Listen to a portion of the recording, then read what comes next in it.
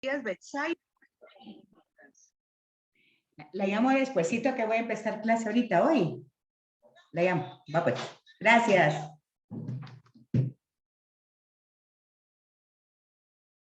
Hola, buenos días, Gildita. ¿Qué tal, Betsaida? ¿Cómo estás? Gracias a Dios, bien. ¿Y tú? Bien, bien, gracias. Qué bueno. Susana está con COVID y entonces no se va a poder conectar. Le dio COVID al fin. Sí, fíjate. Ah, qué pena. Uh-huh. Bueno, pero ahorita vamos, ya estoy grabando, así es que porque si no después se me olvida. Ya sabes del mal que uno padece, por Dios santo. Bueno, yo creo que empezamos porque Pini avisó que se iba a conectar tarde. Ok. Sí, Analu ya está también. Buenos días, ya. Analu, ¿cómo estás? Gaylin, no sé. Bueno, pero ya estamos ahí y la clase se graba para tenerla ahí cuando la puedan ver. Voy a empezar por la última diapositiva que nos quedamos hace 8 días y el material que ustedes tienen, el manual, ¿verdad? Importante entender eso, que para ser pastoral hay que hacer teología de la salvación. ¿Qué quiere decir eso? Lo que hablábamos en el diplomado de teología, que la teología es la historia de la salvación, es una reflexión de la historia universal humana reflexionada desde la fe. Y la fe nos centra en la acción de Dios amorosa que nos salva. Entonces, por eso dice aquí que esta acción, esta teología de la salvación, su punto de partida es la universalidad. Cuando nosotros hacemos pastoral, pues tenemos que tener esto como fundamento, buscar la salvación de los otros. No lo hacemos porque seamos buenas personas. Hoy está el relato de la misión en la lectura de hoy. Y fíjense que sería muy interesante que ustedes vayan haciendo conexiones, que vayan poniendo en práctica lo que estamos haciendo ahorita con el diplomado del año pasado de teología bíblica. ¿En qué sentido? En este sentido. Hoy, por ejemplo, empezamos en la primera lectura a leer el libro de los Reyes. Se terminó de leer, que desde que empezó el tiempo ordinario, se leyó primera Samuel y segunda Samuel. No sé si ustedes dos que están aquí van a misa diaria. Yo sí. Ok, entonces tú tienes presente que como hoy es jueves, más o menos el martes, tú ves que al final, como va terminando Samuel, en el segundo libro de Samuel, va contando cómo se desarrolló el reinado de David y cómo en ese reinado hubo adulterios, hubo una serie de circunstancias difíciles. Y no sé si se recuerdan que cuando él va caminando muy, muy triste, lo empieza a insultar de la familia de Saúl y lo empiezan a insultar muy mal antes de la muerte de Absalón. ¿Recuerdas esa lectura de esta semana? ¿Hildita? ¿No? El martes fue la muerte de Absalón. No, esa es antes, donde él va y lo empieza a maltratar. El capítulo 16 o 17, me parece, de la segunda de Samuel. Mejor lo voy a buscar. Aquí lo tengo yo. Mira, pues, dice, David había remontado la cima cuando encontró Sibac, criado de Meribal, con un par de burros apareados. Bueno, no, aquí, este es el contexto. El tema es de que lo empiezan a insultar. Lo empiezan a insultar seriamente. Y entonces, el que lo va acompañando le dice, ¿cómo te dejas maltratar de este perro muerto? ¿No quieres que ahorita lo calle para siempre? Y entonces dice David, no, dice, déjalo, porque seguramente, ¿se acuerdan de eso? Sí, ya me acordé. Entonces dice, seguramente Dios ha permitido que Él me trate de esa manera. Y entonces, ya con una actitud así pacífica, tal vez Dios se apiada de mí y pues tiene misericordia por todos los pecados que he cometido. Digamos que ese es parafraseando ese texto. Y entonces, si mal no recuerdo, este personaje se llamaba Semel, algo así, ¿recuerdan? No, eso sí no me acuerdo. Bueno, el hecho es que David muere, y esa fue la lectura de hoy, ¿verdad? Sí. Y entonces, las últimas palabras de David. Aquí hay que hacer conexión con el hecho de que en los capítulos anteriores, este hombre de la casa de Saúl lo había insultado. David tranquilamente le dice al criado que lo va acompañando que lo deje, que hable así, que Dios lo ha permitido.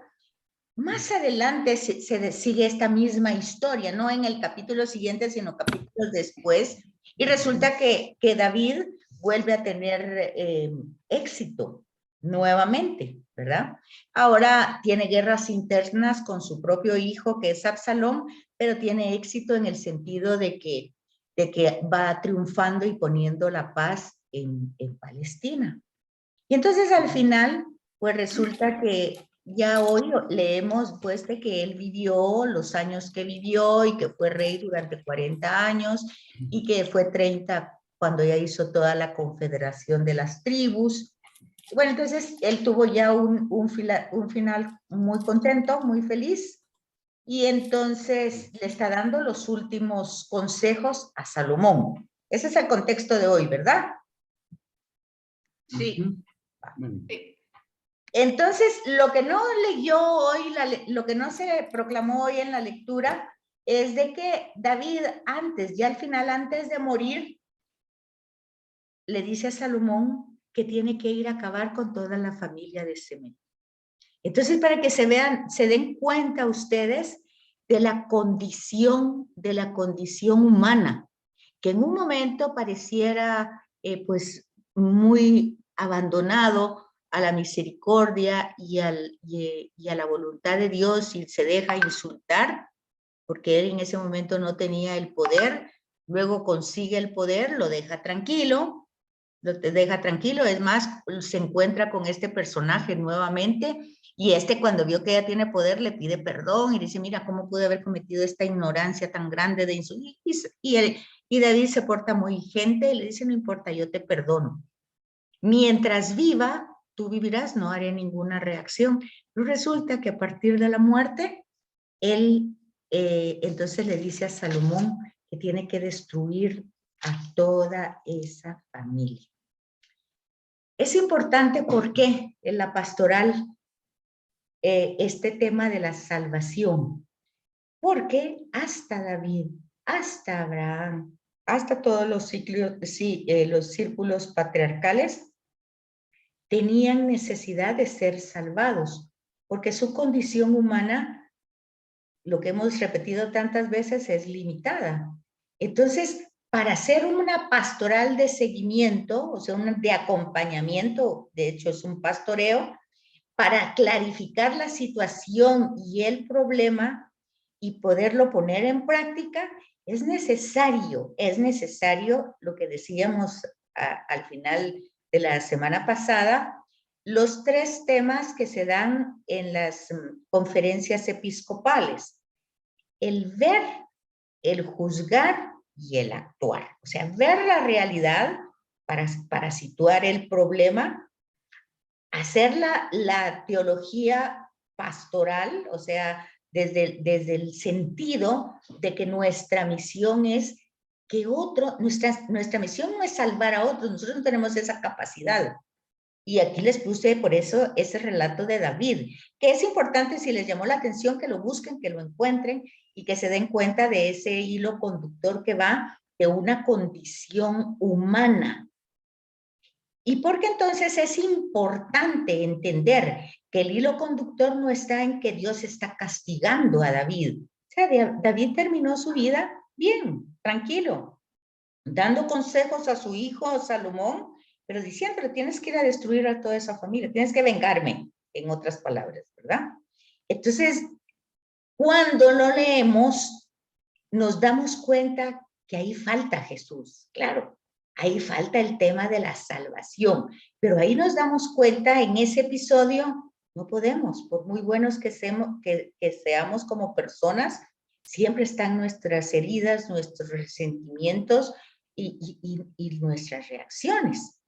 Entonces, la pastoral, la teología pastoral se sustenta en la teología bíblica, o sea, que al final de cuentas es la historia de la salvación. O sea, ¿qué es lo que se busca?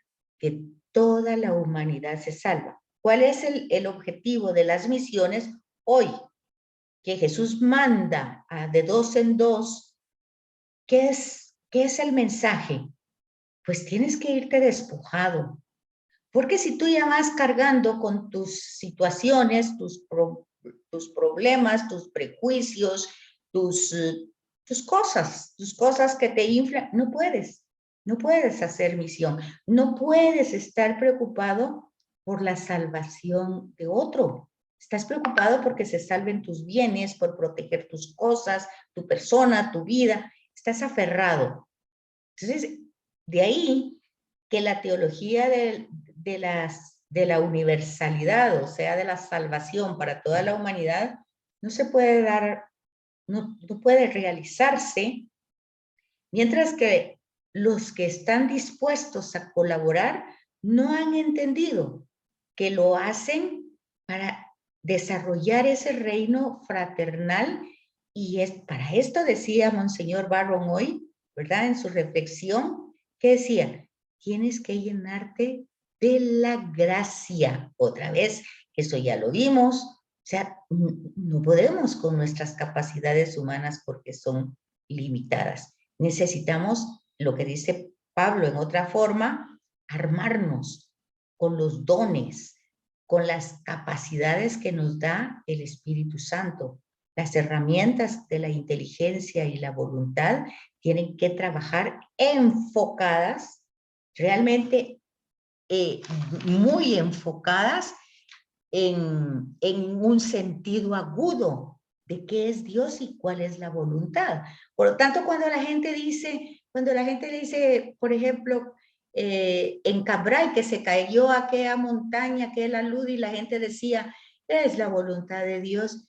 Esa no es la voluntad de Dios. Ahí hubo una acción humana que no fue justa, que se vendieron terrenos y la gente los compró muy baratos, pero luego ahí quedaron enterrados. Entonces, eso no fue la voluntad, ahí no se buscaba el bien ni la salvación de los otros, ahí se buscaba el bien de mi bolsillo y no importaba que fuera lo que fuera a pasar. Lo mismo pasó con el volcán.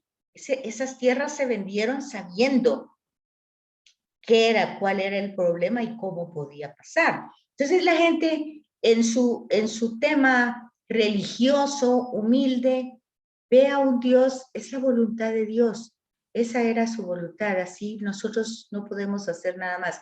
Sí, pero algo así no se puede amar, algo así no se puede seguir. Se sigue, pero por el miedo, se sigue porque es un peso. Es si no lo sigo, ya me pasó esto, entonces ¿qué otra cosa peor?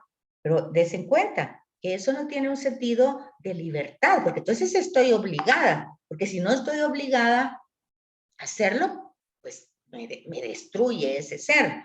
Y yo lo que quiero es que no me destruya. Entonces es donde empiezo a hacer esa negociación con él, ¿verdad? Te doy esto, te doy la misa, te doy el rosario, te doy esto, te doy el otro para que me des. Eso no funciona así, esa no es la pastoral, la teología de la pastoral. La teología de la pastoral tiene que ir fundamentada por la soteriología, o sea, los dos tratados que vimos en el curso anterior, que era la salvación y la gracia. sea, para salvarnos, claro, ya fuimos salvados por Cristo, pero necesitamos de la gracia para poder nosotros acoger ese regalo, ese mérito que Jesús tuvo en la cruz. Entonces, eso se tiene que comprender bien para que nosotros pues podamos avanzar con un sentido auténtico. Decíamos hace 8 días que aquí tenemos que entrar un poquito a lo que es un poquito de historia, ¿verdad? Para entender que las teologías no surgieron de un día para otro, ni nadie se las sacó de las mangas. Primero hay que entender que teología es una reflexión. Entonces esa reflexión no se dio de un día a otro. Se fue dando a través de los años, a través de los siglos. Decíamos hace 8 días de que el cristianismo en los 3 primeros siglos eran acciones personales. La gente se jugaba la vida por ser cristiano, ¿verdad? En los 3 primeros años. Pero luego, con Constantino, que se convierte, pues empieza la cristiandad. Hay una diferencia entre cristianismo y cristiandad. Entonces, la cristiandad ya fue en masa, ya fue por conveniencia, ya fue porque el emperador era cristiano, pues entonces todos sus diputados, ayudantes, todos tenían que hacerlo también, ¿verdad? No importa si estaban convencidos o no, es la cristiandad, o sea, el montón, la multitud, pero con otros intereses. Pero se va reflexionando. De ahí que los primeros concilios, ¿quién lo convoca? No lo convoca ningún papa, lo convoca el emperador, ¿verdad? Pero ¿qué va pasando ahí? Se va haciendo teología, porque entre todo ese vaivén de la historia, lo que está pasando es que cada quien tiene su manera de pensar, cada quien tiene su manera de creer, y aún encargados de comunidades como Arrio, que era un obispo, pues no entiende ni acepta que en Jesús hayan 2 naturalezas. Y entonces empieza toda aquella problemática de que unos sí, otros no. La división, pues siempre está de acuerdo a quien está de acuerdo con una idea y quien no, pero son ideas. Así como hoy están las ideologías, que son ideas también. Y la gente se pelea por las ideas. Pero el cristianismo no es una idea, y eso no lo digo yo, eso lo dice Benedicto XVI en Aparecida, en la inauguración de esa conferencia, donde él dice, ser cristiano no es ni una filosofía, ni una doctrina, ni ser moralmente bueno, no, es el encuentro personal con Cristo. Entonces, hace una diferencia, ¿verdad? Y entonces, ¿por qué nosotros vamos a una Eucaristía diaria? ¿Por qué razón? Por ese encuentro, porque ahí se va a hacer presente el sacrificio de la cruz, y yo quiero renovarlo para mí. Yo eso es lo que presento al Padre, porque anteriormente me he presentado como pecadora, o sea, no como merecedora de nada. Y he escuchado la palabra de Dios, pues por pura bondad de Él, por puro amor de Él. Entonces luego yo estoy en esa presencia para renovar diariamente ese acontecimiento, otra vez, salvador. Entonces, ese acontecimiento redentor. Y por fuerza ahí, tengo que tener claro las dos naturalezas de Jesús. Porque humanamente Jesús de Nazaret no nos podría redimir, nos podría salvar, pero en un momento histórico. Pero ya la redención universal en todos los tiempos, en todas las generaciones, en todas las épocas del pasado, del presente y del futuro, eso solo puede hacerlo Dios. Entonces, eso se plantea en Nicea de una manera, con un lenguaje teológico diferente a hoy, pero lo que está diciendo es eso. O sea, Jesús, su nombre es Jesús, que significa Salvador. Humanamente viene a salvar, esa es su misión. Y escoge a los que escoge y los envía para esa misión. O sea, para hacer la extensión de Él. El que salva es Él, El que murió es Él, el que redimió es Él. Entonces, nosotros somos una extensión, pero una extensión desde ese sentido de Él. Él es la fuente y el origen.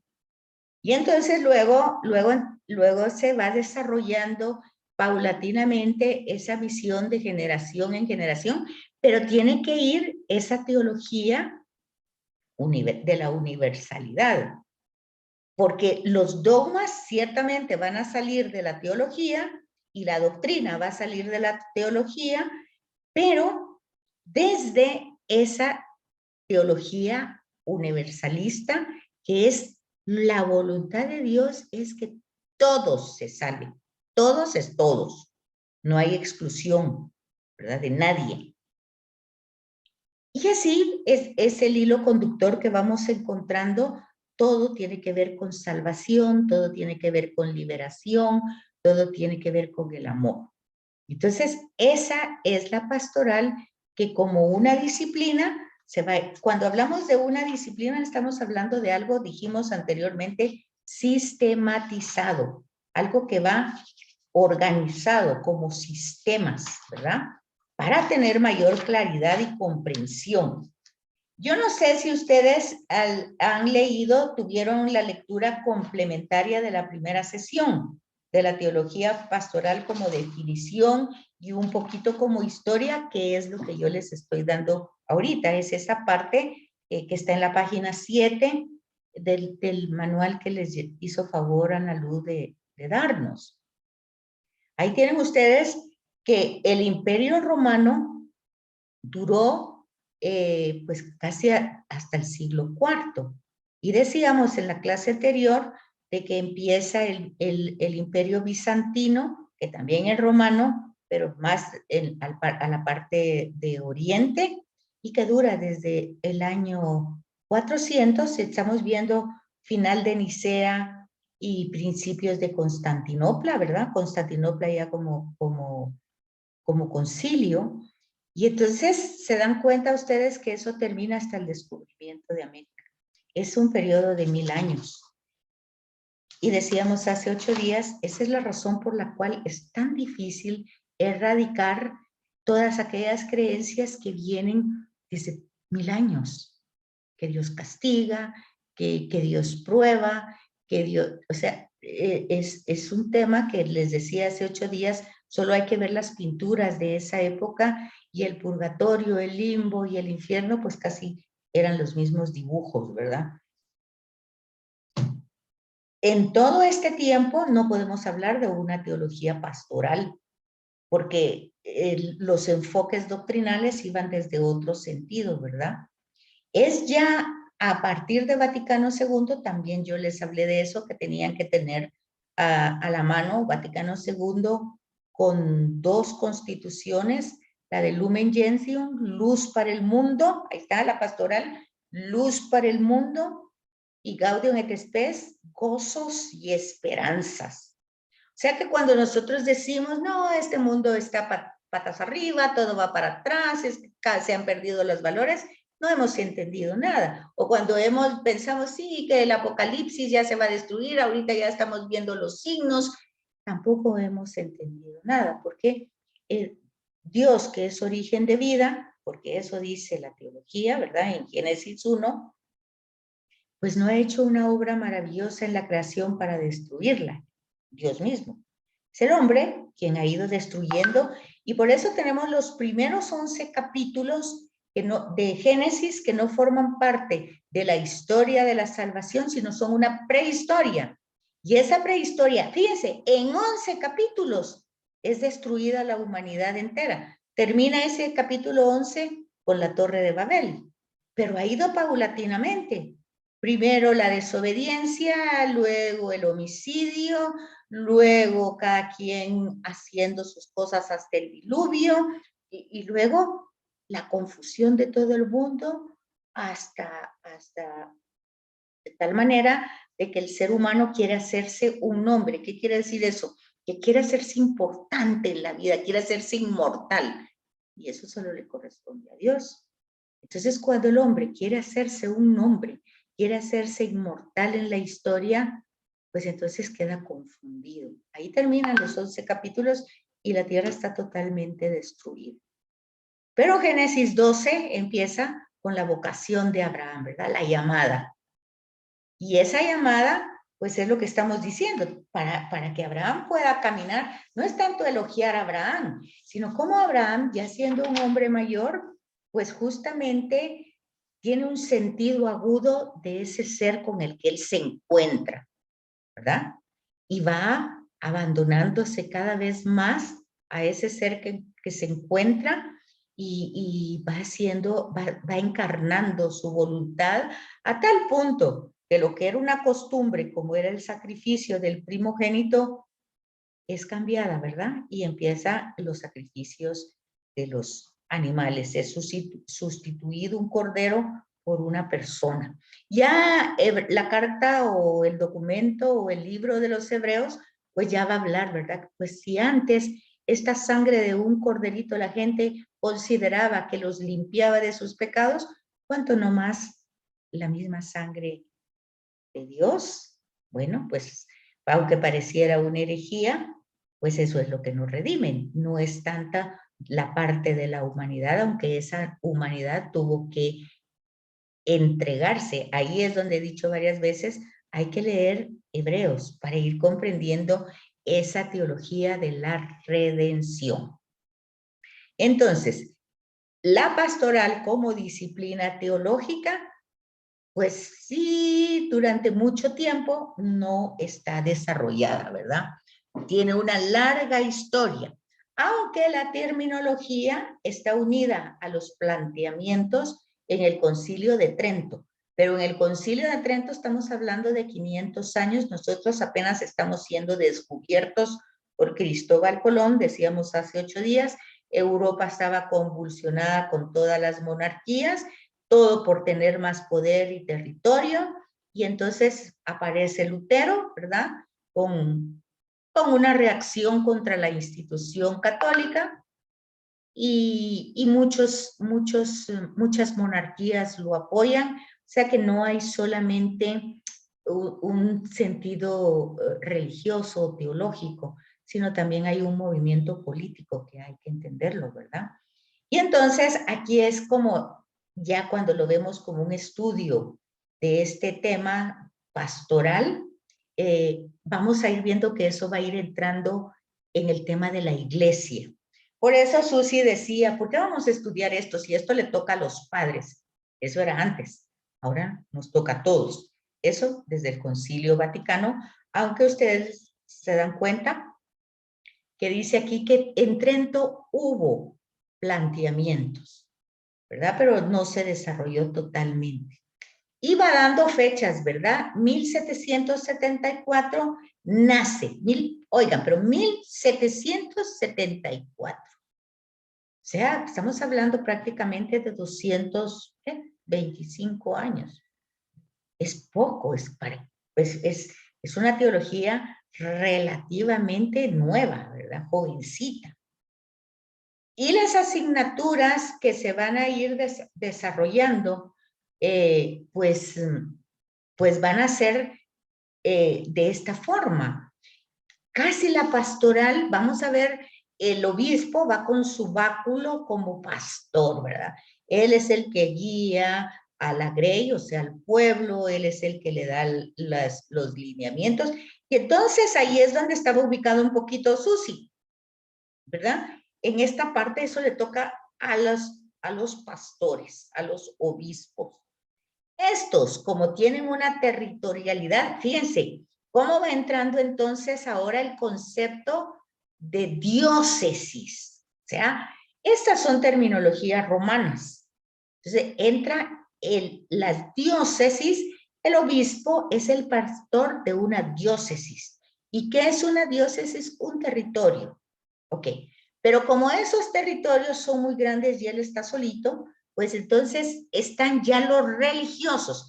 Estamos hablando que el obispo viene en sucesión directamente de los sacerdotes diocesanos, diócesis, diocesanos, que significan territoriales, del territorio, oriundos del lugar, van a tener la misión en su tierra, en su diócesis.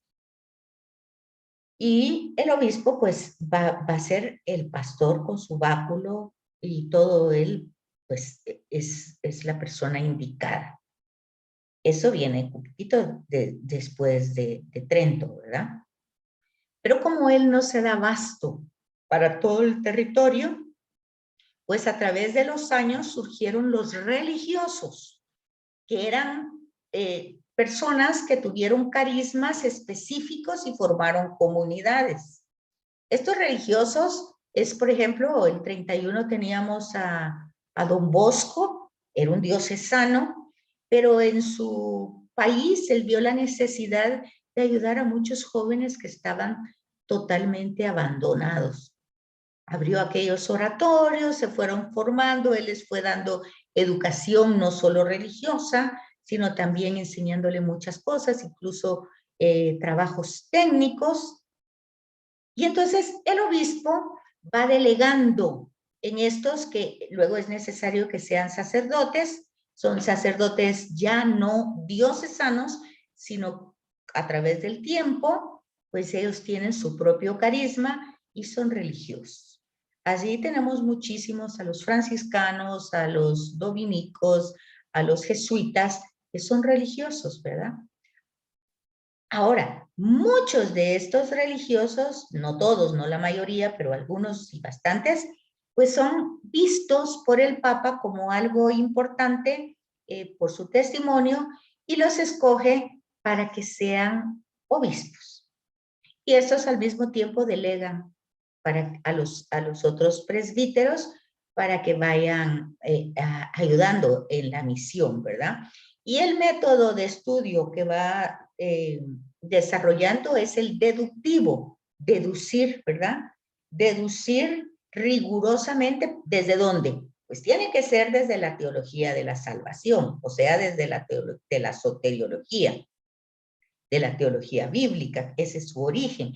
Tienen que ir viendo las prioridades. Eso lo tenemos un poquito visto en Hechos de los Apóstoles, cuando ellos ven las prioridades. ¿Quiénes? Pues los primeros pastores directos fueron los apóstoles.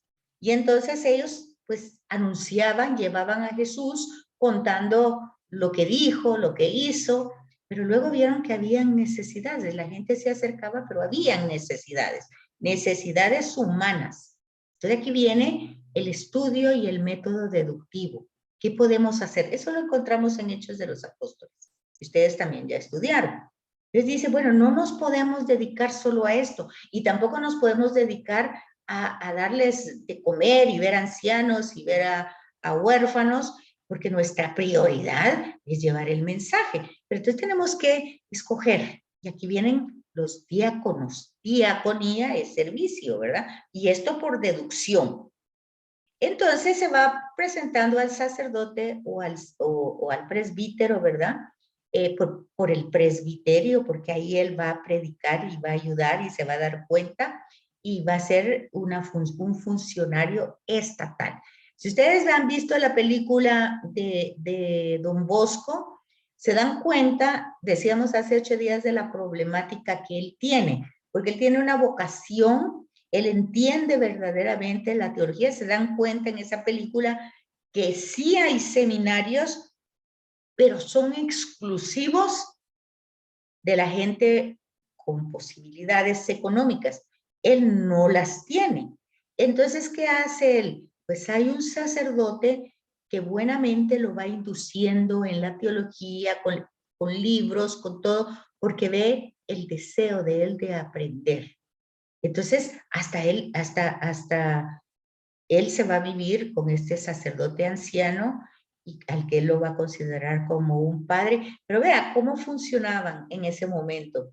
Ya cuando él tiene cierto conocimiento y ya tiene cierta formación, pues va a terminar su estudio al seminario, pero ya en una forma como más sencilla, más fácil, ¿verdad? No llevando toda aquella formación que la ha llevado en forma privada. Y entonces, todo eso viene desde Trento y estamos hablando de Don Bosco, que no sé, era un bicentenario, creo yo, algo así, porque él es como de 1800, 1700, algo al final. Entonces, ¿verdad? 1800. 1780 y tantos, por ahí, algo así. ¿Te das cuenta? Sí, entonces vamos viendo ya él ahí está siendo pastoral, pero lo está haciendo solo. Y ustedes ven la película y todos los demás están molestos, que porque los muchachitos hacen mucha bulla, que porque no podemos estudiar, que esto no es un orfanatorio, que Bosco está mal. Bueno, tienen una serie de problemas con el obispo, con los sacerdotes, con el seminario, pero él avanza. Pero está haciendo teología pastoral, pero él lo está haciendo en una forma individual. No está establecida, puesto que todos los demás están en contra.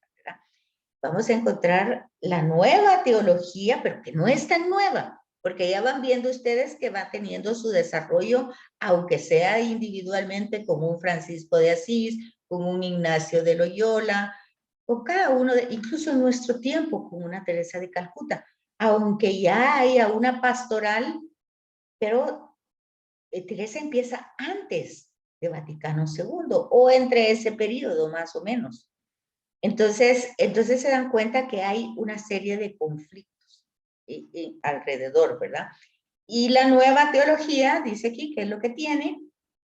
Pone en conexión, se pone en conexión con la sociedad. O sea, el tema es entonces, mi fe no puede ser una fe privada, sino tiene que estar conectada con la necesidad.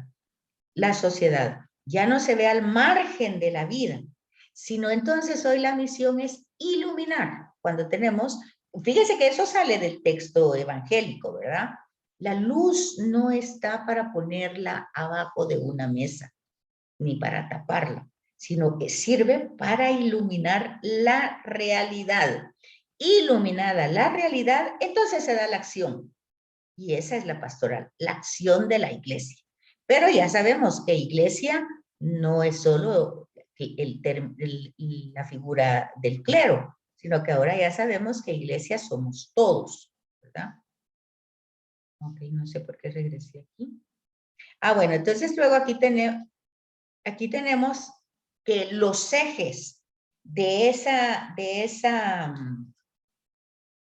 reforma eclesiológica, de esa forma pastoral, tuvieron que esperar algún tiempo, ¿verdad? Hasta Vaticano II, para ser aceptadas en la iglesia. Y vean, no fue aceptada tan fácilmente porque Vaticano II provocó unas reacciones tan grandes dentro de la propia institución clerical, ¿verdad? Muchos se salieron, porque los ejes tendrían que girar, los que habían que girar la reforma, ¿verdad? Y tenían que ir dando los nuevos conceptos. Y para eso iba a utilizar como base totalmente la escritura. O sea, iba a entrar nuevamente con una mentalidad más moderna a la escritura. Y fijarse en todos esos contextos, cuál fue el espíritu con el que esta escritura se hizo, ¿verdad? Y todo esto de entrar a la escritura es hacer teología. Y entonces están haciendo esa teología de la salvación universal. Todos son llamados, no hay nadie que no. Empieza todo el tema del ecumenismo, que no es otra cosa más que el diálogo con otros cristianos que son de distintos movimientos, pero cristianos, o el diálogo interreligiosos con otras religiones, ¿verdad? Pero todas esas coordenadas que se van a ir desarrollando partiendo de la Sagrada Escritura como base de la pastoral teológica, va a situar a esta teología pastoral en una acción concreta y que van coordenadas, dice aquí, desde otro tema que va a surgir también del Evangelio, ¿verdad? Es la cristología. O sea, entender a Cristo, responder a la pregunta que es el Evangelio, ¿quién es Jesús de Nazaret? ¿Para qué existe la iglesia? ¿Cuál es la razón de ser? ¿Qué es lo que, si nosotros seguimos a Jesús de Nazaret, qué es lo que nos impacta de él? Queda un minutito para que se termine esta primera parte. No sé si tienen alguna pregunta. ¿No? No, todo va bien. Ahora, Sí, estamos bien, gracias. Va. Entonces, ¿qué manda? No, lo que yo debe decir es que es impresionante pensar que todo eso, como vivimos hoy,